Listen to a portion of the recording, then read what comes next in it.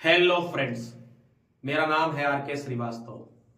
Modern medico point के YouTube platform पे आपका स्वागत है, हार्दिक अभिनंदन है। चैनल नया है और इससे पहले 2 वीडियोज ऑलरेडी अपलोडेड है प्रवीण सर के द्वारा।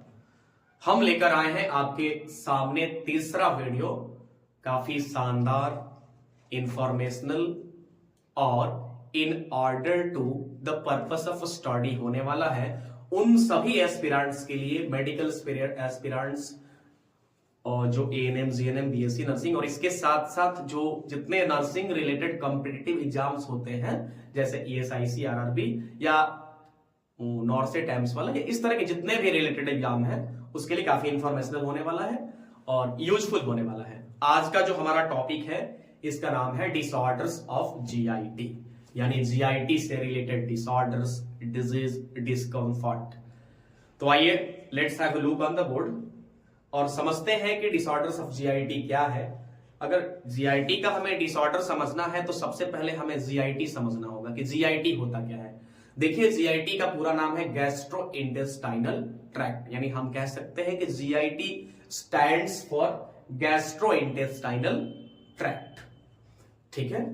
दूसरी बात यह है कि it is related to our digestive system, यानी कि इसका संबंध हमारे डाइजेस्टिव सिस्टम से है। ये डाइजेशन में क्रूशियल रोल प्ले करता है। तीसरी बात जो मैंने पहले से लिख रखी है यहां पे कि it consist of tubular as well as cavity like structure which starts from the mouth and ends up to the anus. इसका मतलब यह है कि पूरे के पूरे जीआईटी में कहीं कहीं ट्यूबुलर स्ट्रक्चर है तो कहीं कहीं कैविटी लाइक स्ट्रक्चर है। पूरा जीआईटी माउथ से शुरू होकर के एनस पे खत्म होता है। ठीक है। अब ट्यूबुलर स्ट्रक्चर जैसे इसोफेगस हो गया, स्मॉल इंटेस्टाइन हो गया, लार्ज इंटेस्टाइन हो गया, ये सब ट्यूबुलर स्ट्रक्चर है। और कैविटी लाइक स्ट्रक्चर जैसे ये ब्यूकल कैविटी हो गया, माउथ हो गया, स्टोमक हो गया।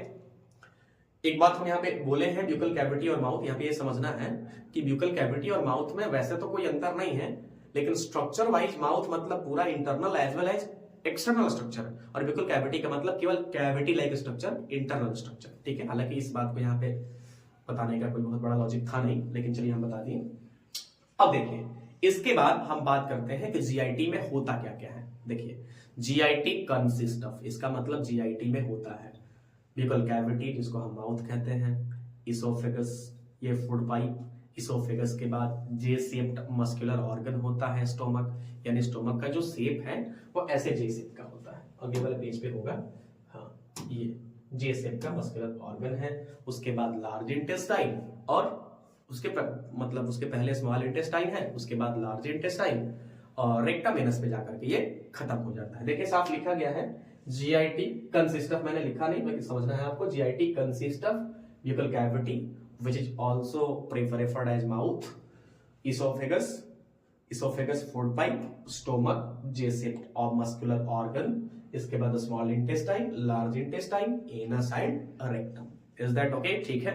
चलिए, अब एक लाइन यहां पे लिखा गया है कि any of the disease or discomfort related to any of the above part of GIT is grouped as disorders of GIT और जीआईटी डिसऑर्डर्स। इसका मतलब यह है कि ऊपर जितने सारे जीआईटी के पोर्शंस हैं उनमें कोई भी बीमारी, कोई भी तकलीफ जो हमारे डाइजेस्टिव सिस्टम को अफेक्ट करती है हो जाए तो उसको हम जीआईटी के अंदर रखते हैं। जीआईटी मतलब डिसऑर्डर के अंदर रखते हैं। ठीक है, ये बात आपको समझ में आई? तो चलिए अब हम चर्चा ये करेंगे कि जीआईटी डिसऑर्डर्स कौन कौन होते हैं। देखिए, जितने सारे पोर्शन है सब में कुछ ना कुछ डिस्कम्फर्ट डिसऑर्डर होंगे। जैसे माउथ का अलग है, इसोफेगस के डिसऑर्डर्स अलग है, स्टोमक के डिसऑर्डर अलग है और आंतें संबंधी इंटेस्टाइनल डिसऑर्डर अलग है। वन बाय वन करके हम चर्चा शुरू करते हैं और सबसे पहले हम आते हैं buccal cavity related GIT disorder. Buccal cavity related GIT disorder, सबसे पहला डिसऑर्डर जो आपके सामने दिख रहा है वो है जिंजिवाइटिस। देखिए, जिंजिवा का मतलब गम्स में अगर किसी तरह का इन्फ्लेमेशन हो गया, इन्फेक्शन हो गया तो उसे हम जिंजिवाइटिस कहते हैं। देखिए, साफ लिखा गया है बैक्टीरियल इन्फेक्शन होता है। ठीक है, गम्स में फंगल भी होता है, उसका नाम अलग है, आगे हम बताएंगे। यानी any type of bacterial infection in gingiva means gums, is known as gingivitis. ठीक है, बढ़िया, शानदार जा रहा है वीडियो, आगे बढ़ते हैं। दूसरा जो डिसऑर्डर हमने लिख रखा है यहाँ पे buccal cavity related GIT disorder में, उसका नाम है पेरिडोंटाइटिस। देखिए, पेरिडोंटाइटिस और जिंजिवाइटिस में कोई ज्यादा अंतर नहीं है। जिंजिवाइटिस का ही एडवांस्ड फॉर्म होता है पेरिडोंटाइटिस। एडवांस्ड फॉर्म का मतलब जब जिंजिवाइटिस फैलने लगता है और ये पेरिडोंटल टिश्यू मतलब जो दांत को जकड़ के पकड़ के रखते हैं, गम्स से उनमें आ जाता है, तो यही जिंजिवाइटिस पेरिडोंटाइटिस का रूप ले लेता है। यानी पेरिडोंटाइटिस जो है जिंजिवाइटिस का एडवांस्ड स्टेज है। बात समझ में आई? यही बात यहां पे लिखी गई है। देखिए, advanced stage of gum infection where infection spread to the supporting tissue also known as periodontal tissue of the teeth। यानी कि टीथ को सपोर्ट करने वाले जो टिश्यू होते हैं गम्स के बाद, अगर वहां तक फैल गया इन्फेक्शन, बैक्टीरियल इन्फेक्शन, तो उसे हम पेरिडोंटाइटिस के नाम से जानते हैं। ठीक है, अगला जो डिसऑर्डर है वो ओरल थ्रस है। एक तरह का फंगल इन्फेक्शन है ये, जो कैंडिडा एल्बिकेंस के चलते होता है। जो एक फंगस, एक टाइप के फंगस मिलते हैं कैंडिडा एल्बिकेंस, और उनके चलते जो इन्फेक्शन होता है उसे ओरल थ्रस कहते हैं। इनके मेडिकेशन में मतलब एंटी फंगल ऑइंटमेंट वगैरह, माउथ वॉश दिया जाता है। देखिए, लिखा गया है fungal infection of mucous membrane. मतलब यह है कि माउथ के म्यूकस मेम्ब्रेन में अगर फंगल इन्फेक्शन हो जाए, खास करके ये जो फंगल इन्फेक्शन है कैंडिडा एल्बिकेंस के चलते होता है, तो इसे ओरल थ्रस कहते हैं। बात समझ में आ रही है?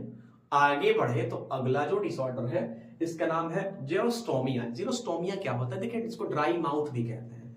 अगर माउथ के अंदर सलाइवा का प्रोडक्शन कम हो गया, लो हो गया, रिड्यूस्ड हो गया, तो इस तरह के डिसऑर्डर इसको ये इसलिए है क्योंकि सलाइवा जब कम बनेगा तो डाइजेशन पे जाहिर सी बात है अफेक्ट पड़ेगा ही पड़ेगा। तो इसे ड्राई माउथ या जेरोस्टोमिया भी कहते हैं। यानी कि xerostomia is characterised by low और reduced production of saliva in the mouth. It is also known as dry mouth. इसका मतलब यह है कि जेरोस्टोमिया को हम ड्राई माउथ के नाम से भी जानते हैं। यह होता क्यों है? अगर माउथ में ब्यूकल कैविटी में सलाइवा का प्रोडक्शन कम हो जाए, तो सलाइवा का प्रोडक्शन कम होने से इंडाइजेशन रिलेटेड कई तरह की आपको डिस्कम्फर्ट या डिसऑर्डर देख सकते हैं, है ना? तो इसको जीआईटी डिसऑर्डर में रखा गया है।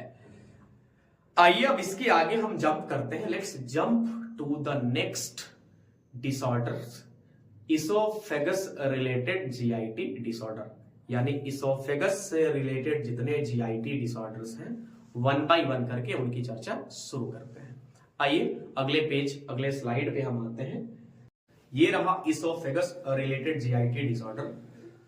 हमारे मित्र वीडियोज आई थिंक काफी लंबा हो रहा है, तो एक काम करते हैं, इस वीडियो को यहीं पे एंड करते हैं और आगे आने वाले वीडियोज में हम सीक्वेंस वाइज, यानी अभी इसोफेगस रिलेटेड जीआईटी डिसऑर्डर, इसके बाद स्टोमक आएगा तो स्टोमक रिलेटेड जीआईटी डिसऑर्डर, फिर स्मॉल इंटेस्टाइन रिलेटेड, और फिर ठीक लार्ज एनस रेक्टम वगैरह सबका सीक्वेंस वाइज कंप्लीट डिसऑर्डर हम पढ़ेंगे। लेकिन एक बात हम बता देते हैं आपको, इन सभी वीडियोज में हम केवल डिसऑर्डर्स का इंट्रोडक्शन यानी सुपरफिशियली नॉलेज दे रहे हैं। उनके साइन सिम्टम्स क्या होते हैं, उनमें किस तरह के मेडिकेशन चलते हैं, प्रिवेंशन क्या होते हैं, हम डिटेल जानकारी अभी नहीं ले रहे हैं। इसका मतलब ये नहीं कि हम लेंगे नहीं, पढ़ेंगे नहीं, लेकिन अभी आगामी 3-4 जो वीडियो आएंगे वो इसी तरह के होंगे, सुपरफिशियली हर तरह के डिसऑर्डर पे। और एक बात और, जितने सारे नर्सिंग रिलेटेड एग्जामिनेशंस की तैयारी करने वाले एस्पिरेंट्स हैं, उनको हम जो भी वीडियोस प्रोवाइड कराएंगे सिलेबस वाइज, वो इतना समझ जाइए कि गारंटी के साथ और दवा के साथ भी कहते हैं कि हर तरह के एग्जामिनेशन, नॉर्सेट एम्स तक के एग्जामिनेशन के लिए काफी इंपॉर्टेंट रोल प्ले करेगा हमारा वीडियोस, और हर तरह के इंफॉर्मेशन से, नॉलेज से, जानकारी से भरा मिलेगा। क्योंकि हम जो भी वीडियोज आपको देंगे उसके पीछे काफी रिसर्च होगी, कई तरह के बुक्स पढ़े जाएंगे, पहले पढ़े जाते ही हैं, और उसके बाद अपना नोट्स होता है जो हम लोग बताते हैं आपको। तो चलिए, इस वीडियो के लिए आपका धन्यवाद करते हैं, मिलते हैं अगले वीडियो में।